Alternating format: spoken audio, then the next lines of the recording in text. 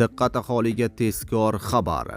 O'zgidromet agentligi O'zbekiston fuqarolariga jiddiy ogohlantirish bilan chiqdi. O'zbekistonda haqiqiy jazirama boshlanmoqda. Assalomu alaykum hurmatli tomoshabinlar. Eng so'nggi xabarlarni o'tkazib yubormaslik uchun hozirroq like tugmachasini bosib qo'yishni unutmang.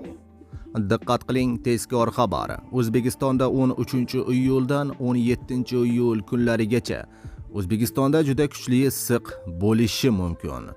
O'zgidromet ma'lumotlariga ko'ra, 13-iyuldan 17-iyul kunlarigacha mamlakat hududiga janubdan juda issiq havo oqimlari kirib keladi.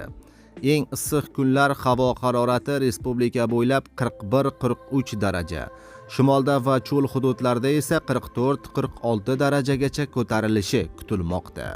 Shuningdek, ayrim hududlarimizda shamol tezligi 13-18 metr/sekundgacha kuchayishi, ba'zi joylarda esa chang to'zonlar kuzatilishi mumkin.